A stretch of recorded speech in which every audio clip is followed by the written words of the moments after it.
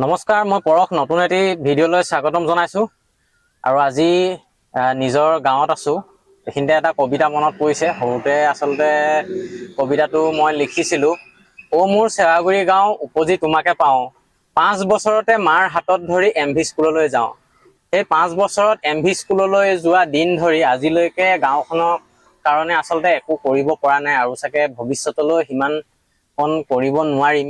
তথাপিও আমি গাঁৱৰ যুৱকসকলে লগ লাগি চিন্তা কৰিছিলোঁ যে গছ পুলি ৰোপণ কৰিব লাগে, গাঁওখন সেউজীয়া কৰি তুলিব লাগে, আৰু ফল আৰু ফুলেৰে ভৰি তুলিব লাগে যাতে।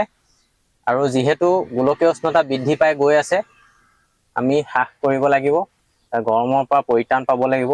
তাৰ বাবে আমি এই ব্যৱস্থা গ্ৰহণ কৰিছোঁ। আৰু গাঁৱৰ সকলো আছে ইফালে দেখাই দিয়া। যোৱা বছৰ আমি আচলতে পুলি ৰোপণ কৰিছিলোঁ আৰু পুলিসমূহ ডাঙৰ হৈছে, কিন্তু 10টা পুলি ৰোপণ কৰিছিলোঁ। দুৰ্ভাগ্যৰ কথা 3টা পুলিৰ মৃত্যুমুখত পৰিছে। তাৰে 7টা পুলি ইয়াত জীয়াই আছে। আৰু সিফাললৈ আমি নামঘৰলৈ তাতো এটি পুলি ৰোপণ কৰিছিলোঁ। ইফালে ৰাস্তাৰ ওচৰত এটা ৰোপণ কৰিছোঁ। আৰু ভাল লাগিছে আজি পুলিকেইটা জি উঠিছে।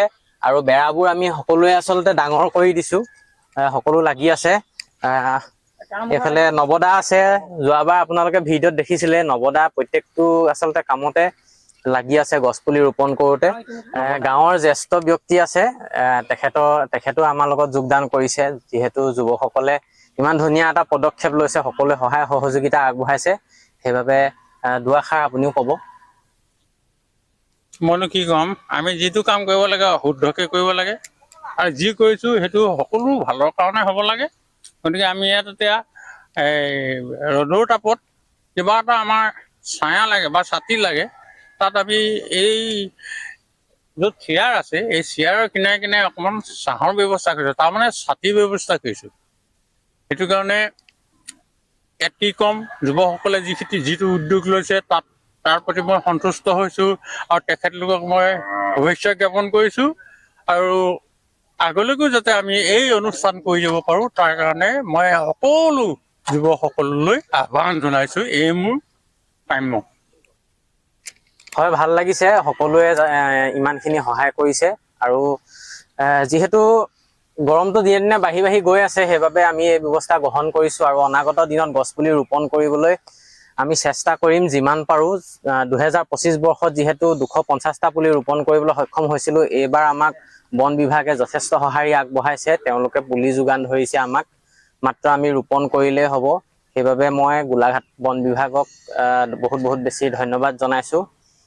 আৰু লগৰ ছোৱালী জিমি, তাইৰ কথাটো মই আগৰ ভিডিঅ'ত কৈছোঁৱে। তাই বহুতখিনি সহায় কৰিছে, কেনেকৈ যোগাযোগ কৰিব লাগিব গছ পুলিৰ বাবে বহুতখিনি সহায় কৰিছে। আৰু গাঁৱৰ সকলোকে মোৰ ফালৰ পৰা বহুত ধন্যবাদ।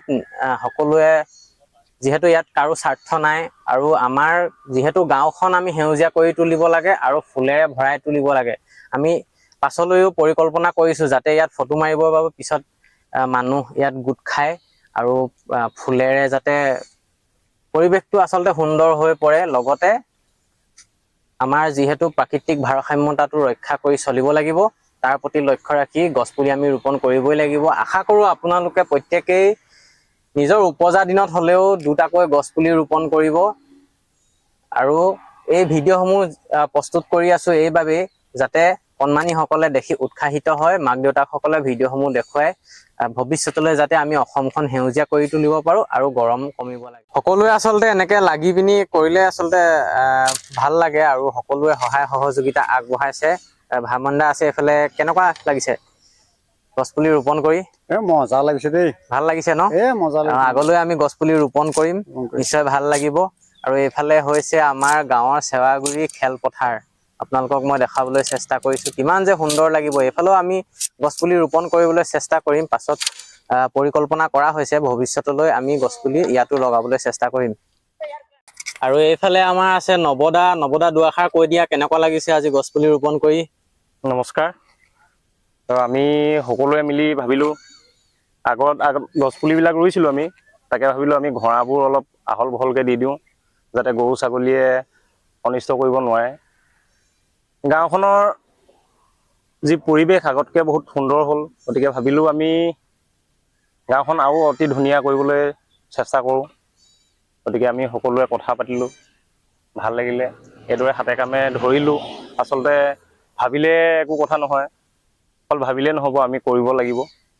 তো সেইদৰে আমি হাতে কামে চবেই লাগিলোঁ, ভাল লাগিছে।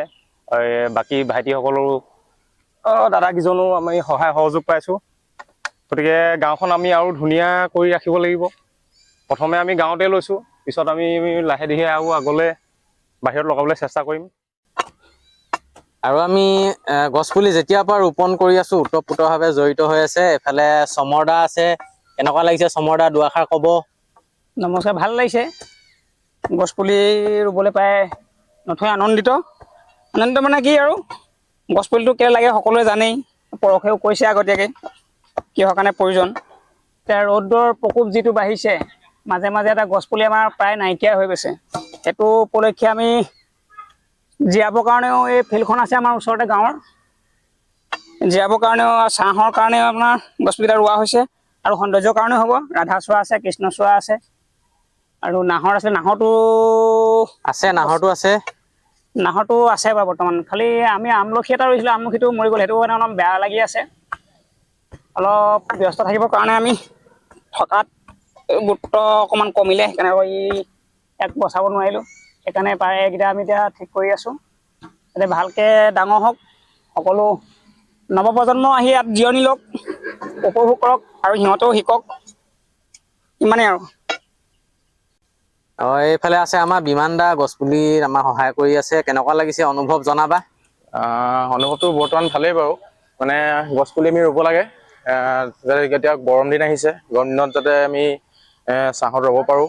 সকলোৱে ফিল্ডৰ পৰা খেলি কৰি ছাঁহত ৰুবলৈ পাৰিম আমি গোটেই ল'ৰাখিনি। সেয়াই আৰু ভৱিষ্যতলৈ আমি ইয়াত আচলতে গছপুলি আৰু ৰোপণ কৰিবলৈ চেষ্টা কৰিম ন। হয় হয় অঁ আগলৈ এনেকৈ চেষ্টা কৰি যাম। আৰু ইয়াত যিহেতু বহিবলৈ চেয়াৰবিলাক আছে, তাৰ কাষে কাষে লগাব লাগিব। সকলোৱে সহায় সহযোগিতা কামনা কৰিছোঁ। গাঁৱৰ প্ৰত্যেকজন ল'ৰা আগবাঢ়ি আহিছে, সেইবাবে ভাল লাগিছে। আৰু ভৱিষ্যতলৈ যাতে আমি গছপুলি অকল ৰোপণ কৰিলে নহ'ব, জীয়াই তুলিব পাৰোঁ, তাকে আমি চেষ্টা কৰিম। সকলোৱে আশীৰ্বাদ কৰি যাব, ভিডিঅ'সমূহ চাব, কণমানিসকলক দেখুৱাব, তাকে আশা কৰিলোঁ। ধন্যবাদ।